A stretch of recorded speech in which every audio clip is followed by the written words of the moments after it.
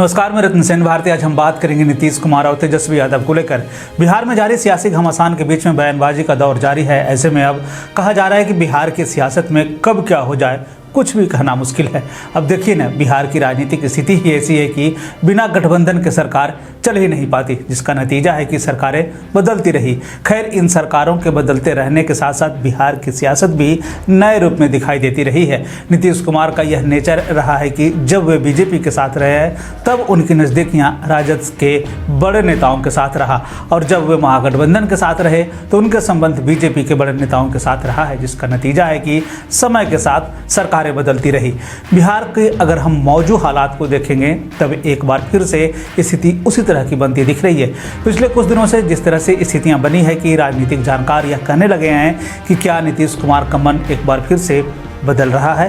पिछले कुछ दिनों में कई ऐसे हालात सामने आए जिससे कोई भी यही अंदाज़ा लगा रहा है कि आने वाले दिनों में कुछ नया हो सकता है। हालांकि नीतीश कुमार के बारे में पहले से पूर्वानुमान लगाना बड़ा मुश्किल है, लेकिन नीतीश कुमार अपने बारे में सूत्रों के हवाले से खबर चलने से पहले ही मीडिया में यह जानकारी दे देते हैं। जरा याद करिए उस दिन को जब बिहार में नए राज्यपाल की नियुक्ति हुई थी।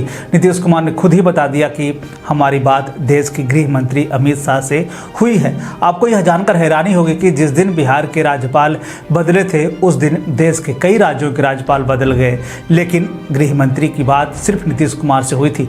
इसीलिए कहा जाता है कि नीतीश कुमार कभी भी अपनी खबर सूत्रों के हवाले से चलने नहीं देते, उसे वे खुद ही सार्वजनिक कर देते हैं। जिस समय नीतीश कुमार ने यह बताया कि गृह मंत्री से हमारी बात हुई है, उस समय जदयू और राजद के बीच में तल्ख तेवर थे, हमलावर थे दोनों एक दूसरे के प्रति। तेजस्वी को मुख्यमंत्री बनने की बात कही जा रही थी और पुरजोर तरीके से कही जा रही थी।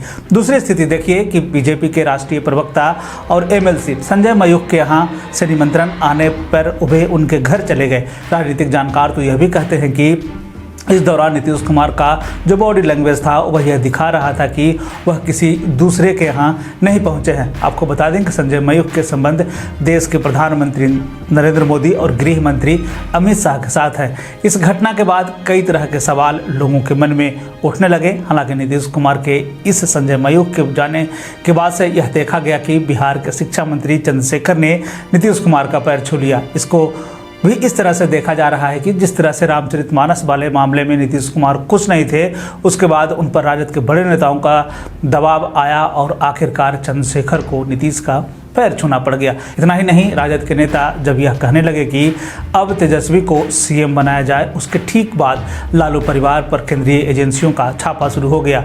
स्थिति यह हो गई कि तेजस्वी यादव को भी जेल जाने जैसे हालात उत्पन्न हो गए, जिसके बाद विधानसभा में तेजस्वी यादव को यह कहना पड़ा कि न तो हमें सीएम बनना है और न ही नीतीश कुमार को पीएम। पिछले दिनों रामनवमी के मौके पर जिस तरह से नीतीश कुमार बीजेपी के नेताओं के साथ मिलकर भगवान राम की आरती उतार रहे थे, उस समय मंच पर राजद का कोई भी नेता मौजूद नहीं था। ऐसे में यह कहा जा रहा है कि क्या बिहार में इन दिनों सियासी दांव पेच का दौर चल रहा है, कहीं पर निगाहें कहीं पर निशाना। हालांकि ये भी कहा जा रहा है कि इस सियासी दांव पेच में जो आखिरी तक अपनी नज़र बनाए रखेगा वही जीतेगा, लेकिन यह भी कहा जा रहा है कि इस दांव पेच में जो चल रहा है, यानी कि जो दांव पेच को चल रहा है वह भी जीत सकता है। ऐसे में बिहार की सियासत पे इन दिनों दांव पेच पे टिकी हुई है। हर कोई जो है अपना साधने की कोशिश कर रहा है, हर कोई जो है यह चाह रहा है कि इस साह और मात के खेल में वह जीत जाए, वह आगे बढ़ जाए।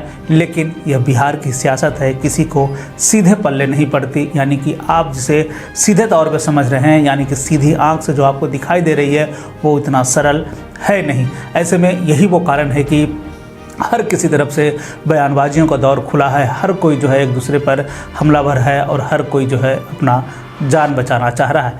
बिहार की सियासत में आगे क्या कुछ होगा हम आपको एक नए वीडियो में ज़रूर बताएंगे। तब तक के लिए दीजिए इजाज़त। धन्यवाद।